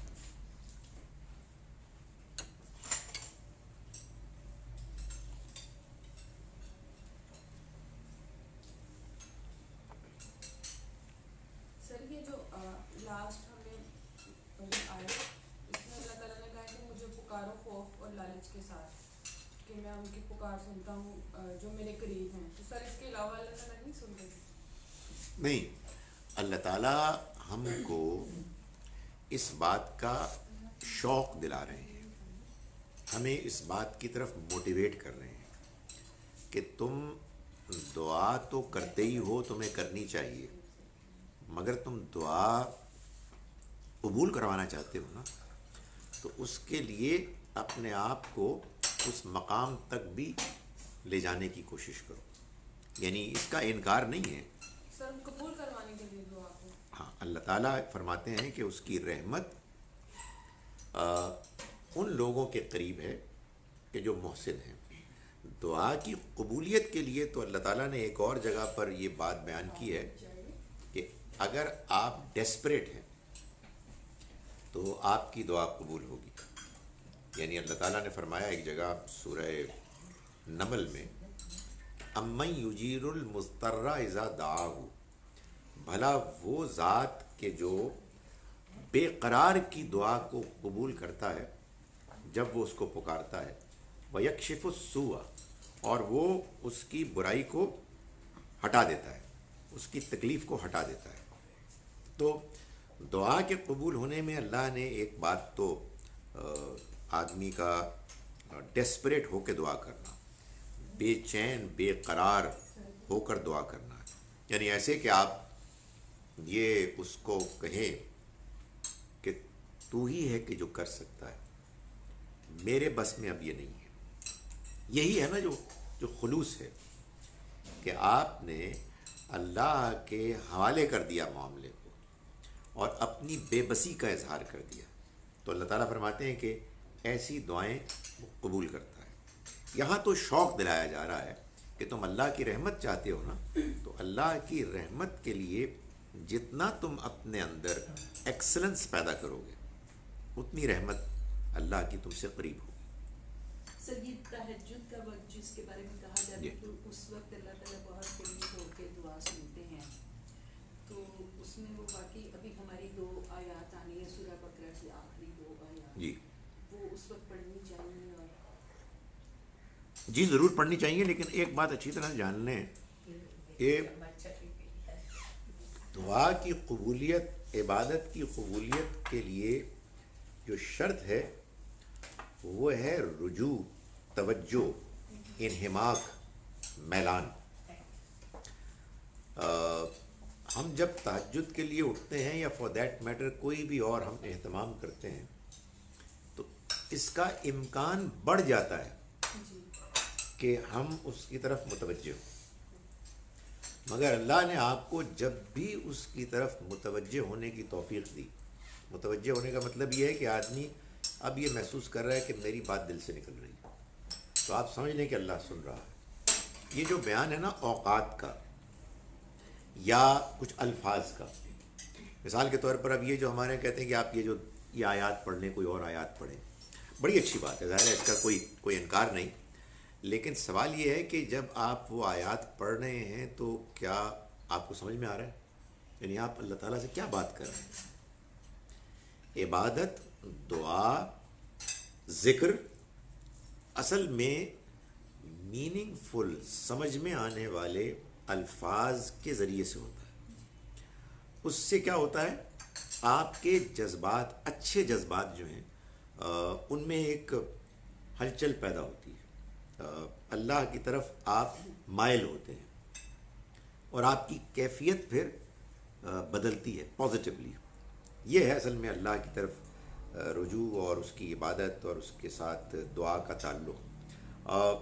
جب تہجد کے لیے کوئی اٹھتا ہے تو وہ وقت ایسا ہوتا ہے آپ کا نیند کو چھوڑ کر اٹھنا اور پھر عبادت کے لیے متوجہ ہونا، یہ امکان بڑھ جاتا ہے۔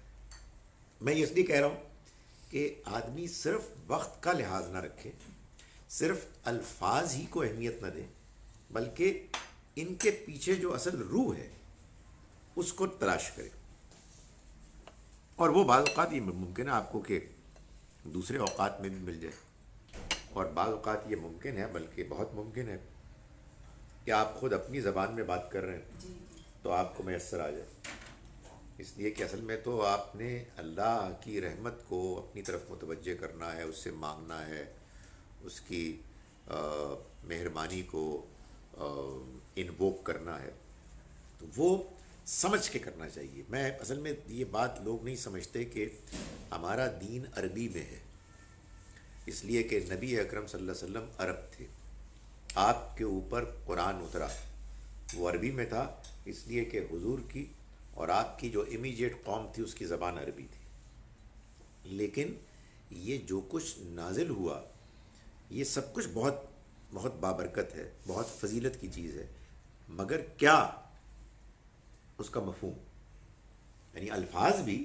لیکن الفاظ کیا ہوتے ہیں؟ الفاظ کے پیچھے ایک پیغام ہوتا ہے، وہ پیغام ہے کہ جو اصل میں ہمیں حاصل کرنا ہے۔ ہمارے ساتھ سب کانٹیننٹ میں یہ ایک ڈیفیکلٹی ہوئی کہ آپ کو معلوم ہے کہ صحابہ کرام جب عربین پیننسلا سے باہر گئے، Iraq, Syria, Egypt, Jordan, except for Iran, جہاں کہیں گئے ان کی زبان بدل دی۔ تو یہ جن کو آپ عرب ممالک کہتے ہیں، مائنس آج کا سعودی عربیہ، یہ عرب ممالک نہیں تھے، یہ عرب بن گئے، تو ان کے لیے عربی اب زبان وہ پرابلم نہیں ہے۔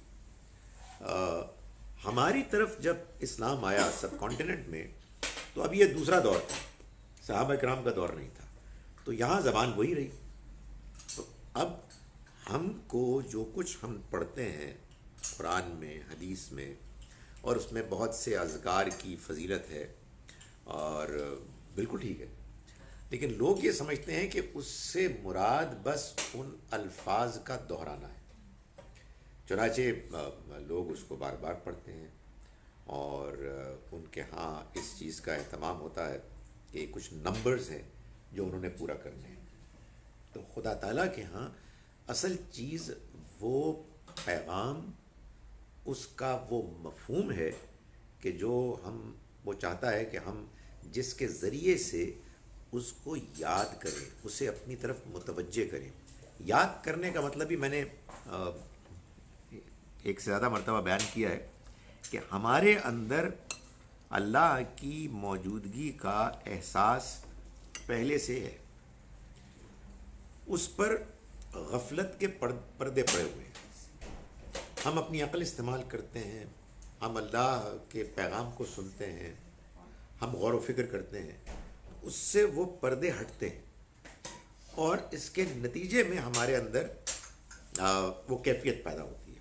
اب دیکھیں نا، یہ جو کیفیات ہوتی ہیں جذباتی، یہ کسی تعلق کی وجہ سے ہوتی ہیں. آپ کو اگر کوئی عقلی چیز سمجھ میں آ جائے تو آپ جذباتی نہیں ہوں گے. آپ نے کوئی میتھمیٹکس کا سوال سمجھ لیا تو خوش تو ہوں گے یقیناً، روئیں گے کیوں؟ تو یہ جو ہمارے اندر جو کیفیت پیدا ہوتی ہے اس کی وجہ یہ ہے کہ ہمارا رب ہمارے اندر موجود ہے. اس نے ہمیں بتایا کہ ہم اس سے ملاقات کر کے آئے ہیں، لیکن پھر ہم بھول گئے، اور بھلایا اسی نے آزمائش کے لیے. اب وہ چاہتا ہے کہ ہم اس کی دنیا گرد و پیش میں جو کچھ اس نے بنایا ہے اس پر غور کر کے اس کی صفات پر ہم غور کریں، متوجہ ہوں، جس کے نتیجے میں پھر ہم اس کے قریب آئیں. یہ محض الفاظ سے نہیں ہوگا، بلکہ ان الفاظ کے مفہوم کے ذریعے سے ہوگا. چنانچہ جب بھی ہم اللہ کی عبادت کریں اور اس سے دعا کریں تو اس کے اندر معنویت ہونی چاہیے. وہ کیا ہوتا ہے کہ ہمارے یہاں نہیں ہوتی، تو پھر کیا ہوتا ہے؟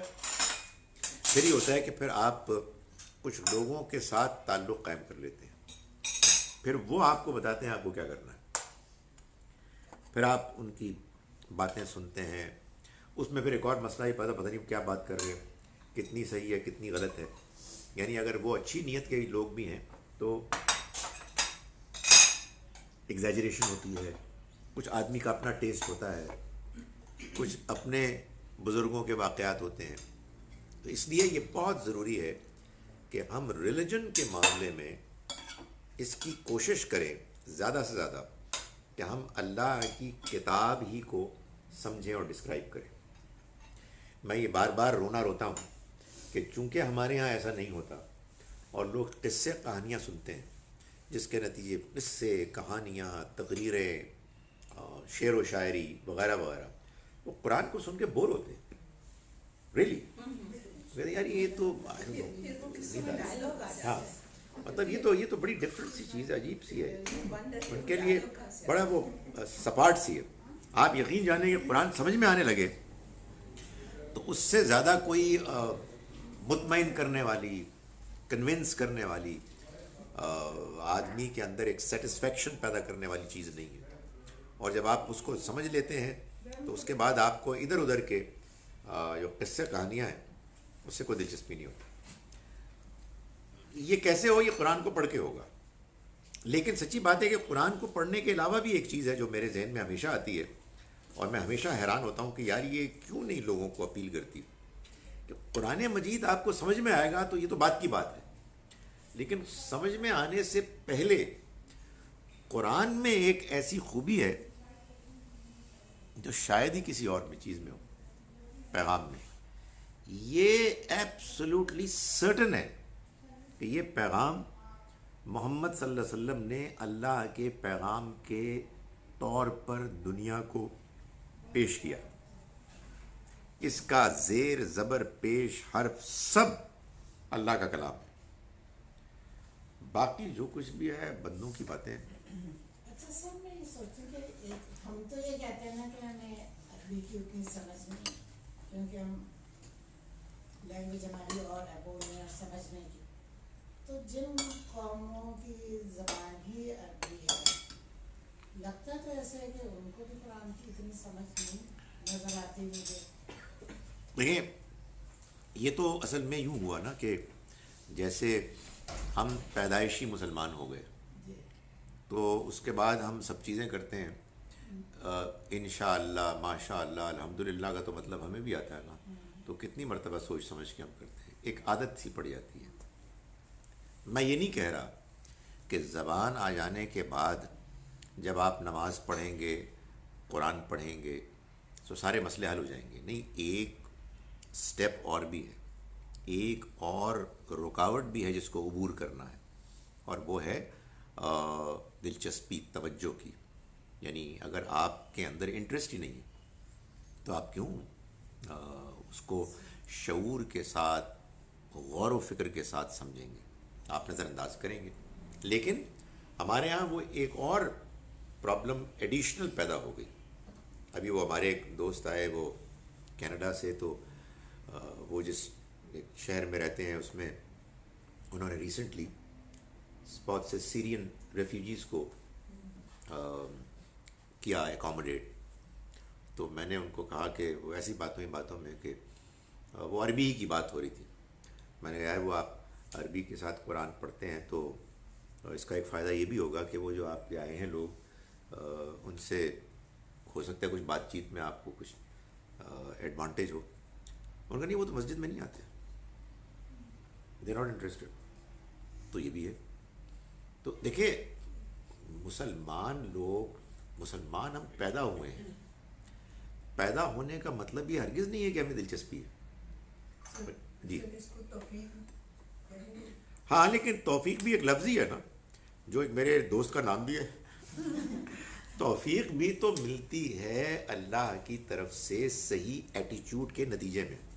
بعض اوقات آنیسٹلی میں اس محسوس کرتا ہوں کہ لینگویج بھی ایک حجاب ہوتی ہے، کہ ہم ایک جملہ بولتے ہیں اور بات ختم ہو جاتی ہے کہ اس کو توفیق ملی، اس کو نہیں ملی۔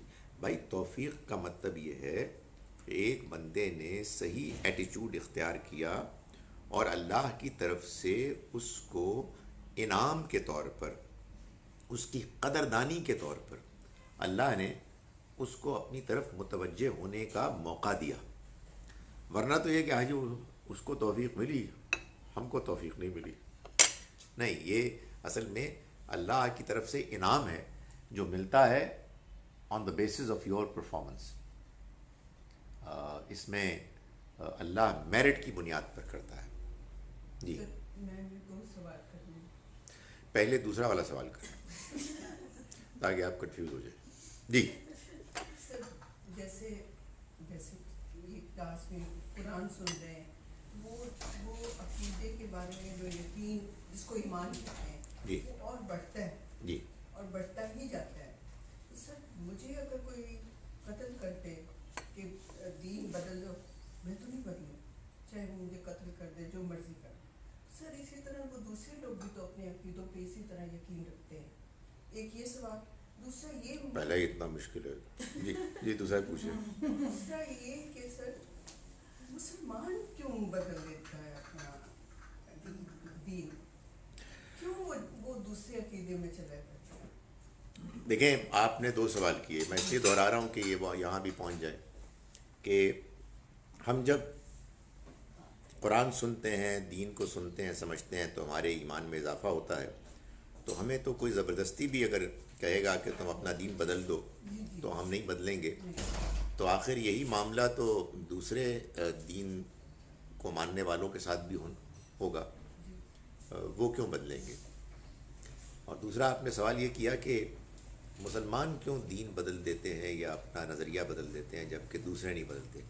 دیکھیں نہیں سر، جبکہ یہ طے ہو گیا مسلمان کے لیے کہ یہ آخری کتاب ہے اور کوئی اور پیغمبر نے نہیں آنا، تو پھر یہ ایک یقین کے ساتھ زندگی گزار۔ دیکھیں گزارش یہ بہت کم ہی مسلمان کنورٹ ہوتے ہیں۔ قادیانی دیکھیں، یہ ہمارے ملک میں، ہمارے شہر میں یہ سب کچھ ہے۔ نہیں، لیکن وہ لوگ تو پیدا ہی ایسے ہوئے ہیں، وہ تو بدلے نہیں ہیں۔ نہیں سر، بہت سارے لوگ باہر سے گئے ہیں، سر کنورٹ بھی ہوتے کنورٹ بھی ہوتے ہیں تو پھر وہ کنونس ہوتے ہیں نا۔ دیکھیں بات یہ ہے کہ اب آپ مجھ سے اس کا تو تقاضا نہ کریں کہ میں آپ کو قرآن کلاس میں دین سے دور ہونے کی باتیں بتاؤں کہ لوگ دین سے دور کیوں ہوتے ہیں۔ ہوتا کیا ہے؟ ہوتا یہ ہے کہ لوگوں کی ملاقات ہوتی ہے ایسے لوگوں سے کہ جو سوال اٹھا دیتے ہیں، جو اعتراضات کرتے ہیں. ان اعتراضات کے ان کے پاس تسلی بخش جوابات نہیں ہوتے. بعض اوقات اس لیے وہ دور ہو جاتے ہیں. بعض اوقات سوالات خود ان کے اندر پیدا ہوتے ہیں اور ان کو مطمئن کرنے والے لوگ نہیں ہوتے. ہم نہیں جانتے کہ یہ لوگ نیک نیت ہیں یا بد نیت ہیں. معلوم ہوتا ہے کہ دین کا علم جب تک کہ صحیح طریقے سے نہ لوگوں تک پہنچے، اس کا خدشہ ہوتا ہے کہ لوگ کسی دوسرے دین کو، نظریے کو اختیار کر لیں. اس وجہ سے یہ ضروری ہے کہ میں یہ بار بار کہتا ہوں کہ بجائے اس کے کہ آپ دین کو جوش اور جذبات کے ساتھ پیش کریں، اس کو سمجھ کر خود بھی اختیار کرنا چاہیے اور دوسروں کو بھی سمجھانا چاہیے. لوگوں کے اندر انحرافات کی بہت سی وجوہات ہوتی ہیں، لیکن ہمارے لیے جو پیغام ہے امپورٹنٹ وہ یہ ہے کہ اگر کسی دوسرے کے بارے میں ہمیں معلوم ہو کہ وہ منحرف ہو گیا ہے تو ہم اس کو اچھے طریقے سے دعوت دیں. اب یہی بات جو آپ نے کی احمدیوں کی، اگر آپ کی کسی سے ملاقات ہے، آپ ان سے اچھی طرح بات کریں. آپ ان کو اگر سمجھا سکیں دلائل سے سمجھائیں. ہمارے ہاں ان کے بارے میں جو ایک شدید نفرت کا رویہ ہے، میں نے یہ دیکھا ہے کہ بہت سے احمدی اس وجہ سے مطمئن ہے کہ ہم ٹھیک ہیں. ان کا کہنا یہ ہے کہ یہ آزمائشیں تو سچائی کے راستے میں آتی ہیں. گالیاں دے رہے ہیں لوگ، برا بھلا کہہ رہے ہیں. میرا خیال ہے کہ ہمیں ہر بات کو، جو کچھ بھی دین کے بارے میں مانی جا رہی ہے، بیان کی جا رہی ہے، اس کو احترام کے ساتھ سن کر جواب دینا چاہیے دلائل کے ساتھ.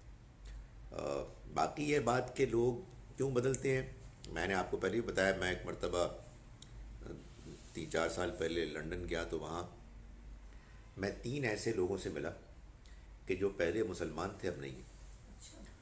اور ان سے میں نے پوچھا تو انہوں میں سے ہر ایک نے اپنی اپنی باتیں بتائیں. وہ باتیں کیا تھیں؟ وہ باتیں ان کے دین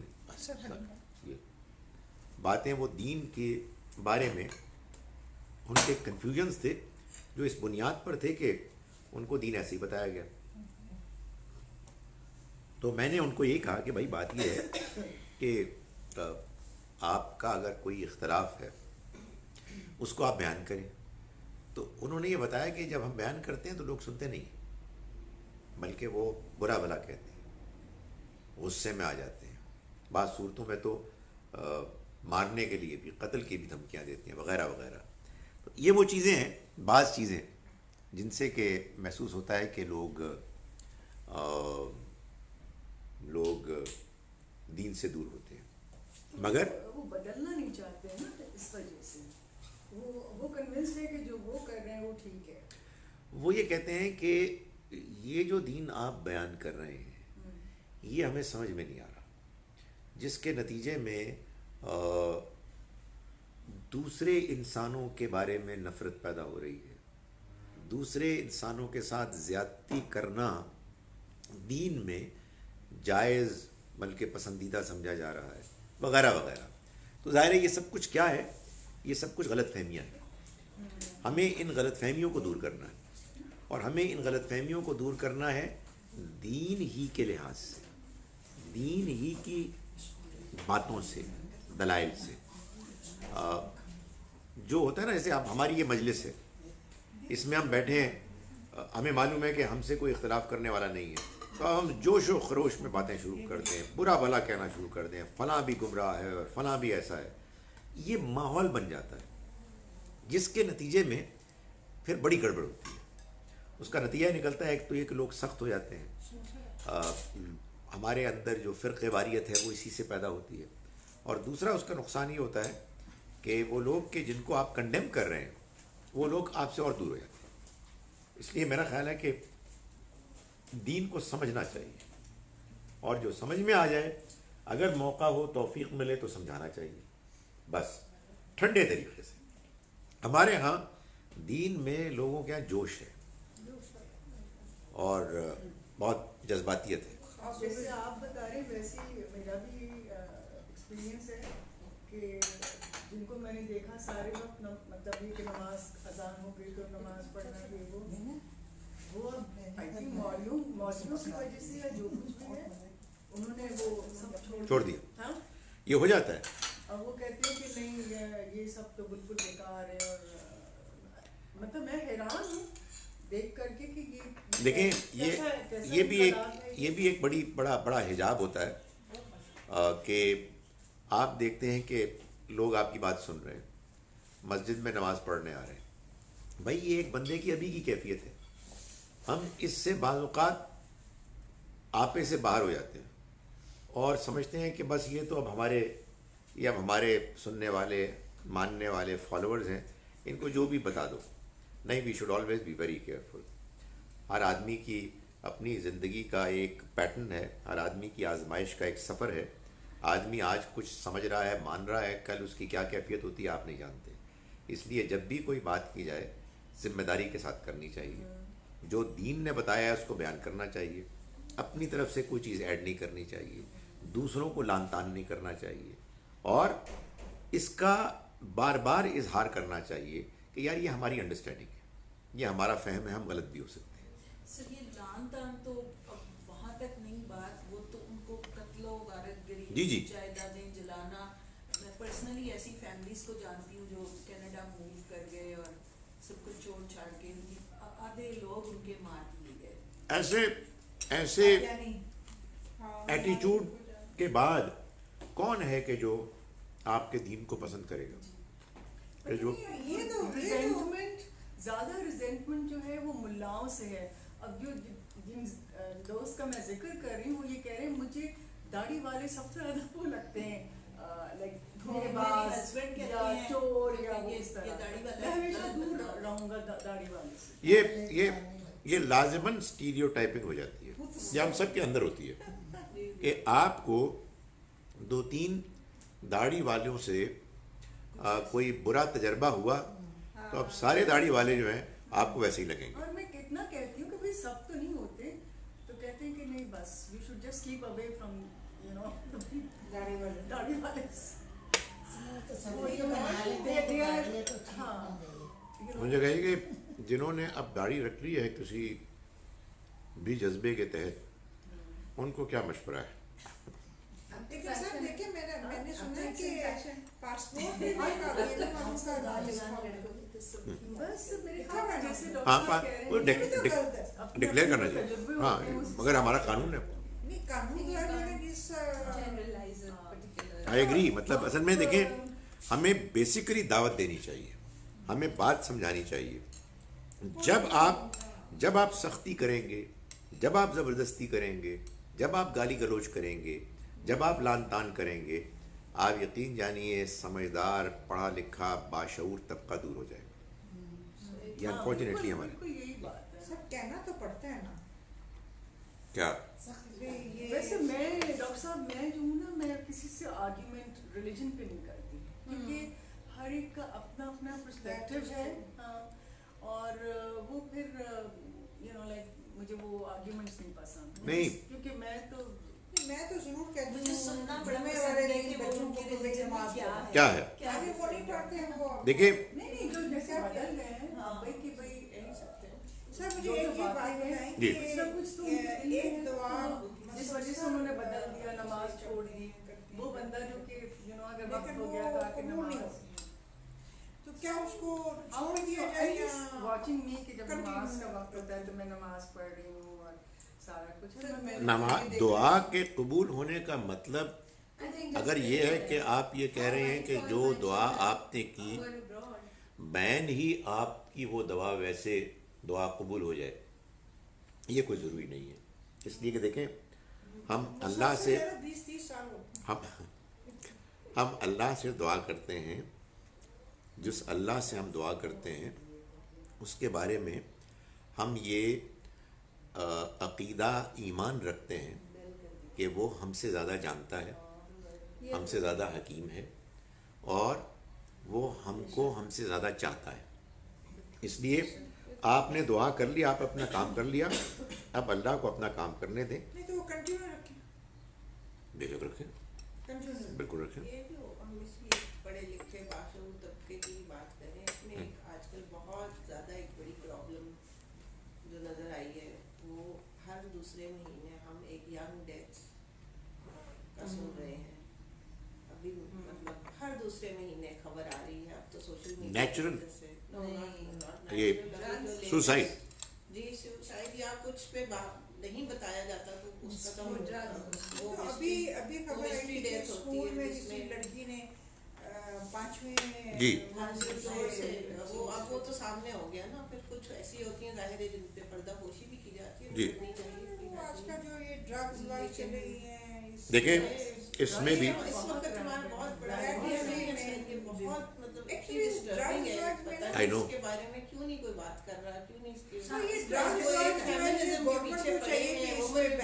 کی مصیبت پڑی ہوئی ہے. اس کو ایڈریس نہیں اس کو کرتے ویسے یہ کیوں اسکولس میں کیسے ہے یہ تو اس کو میں آپ کو بتاؤں نا، اور یہ زیادہ اچھے پڑھے لکھے I know. میں یہ سب ہاں زیادہ زیادہ مایوسی، فرسٹریشن، کوئی زندگی میں ٹریجڈی آ گئی، کوئی آپ نے ٹارگٹ اپنے لیے رکھا وہ پورا نہیں ہو سکا، جس کے بعد ڈس اپوائنٹمنٹ، گھر والوں کی طرف سے ریجیکشن، فرینڈس کی طرف سے آئسولیشن، آسٹرسائز کرنا، بعض اوقات بلنگ. دیر سو مینی فیکٹرز. جو چیز بتانے کی ہے نوجوانوں کو خاص طور پر وہ یہ ہے کہ اللہ کی رحمت سے کبھی بھی نا امید نہیں ہونا چاہیے. زندگی بہت بڑی رحمت ہے، اس میں اپس اینڈ ڈاؤنز آتے ہیں. انسان کو زندگی میں جب کبھی پریشانیاں ہوں تو ان سے گھبرانا نہیں چاہیے. یہ بھی انسان کی زندگی میں سیکھنے، آگے بڑھنے اور اپنی تربیت کرنے، تزکیہ کرنے کے عمل کا ایک حصہ ہے. لیکن انفارچونیٹلی یہ چیزیں ہم نہیں بتاتے. کمیونیکیشن بھی سب سے بڑھ کر جو چیز ہے نا وہ یہ ہے کہ یہ بتایا جائے کہ ایک اور زندگی ہے آخرت کی. یہ ایسا نہیں ہے کہ آپ مر گئے تو سب کچھ ختم ہو گیا. نہیں، مرنے کے بعد ایک اور زندگی میں آپ نے آنکھ اٹھانی ہے. اس لیے اپنے آپ کو اس کے لیے تیار کریں. تھینک یو جی. میرا خیال ہے کہ ہم کافی لمبا ہو گیا آج. سر میری ایک جاننے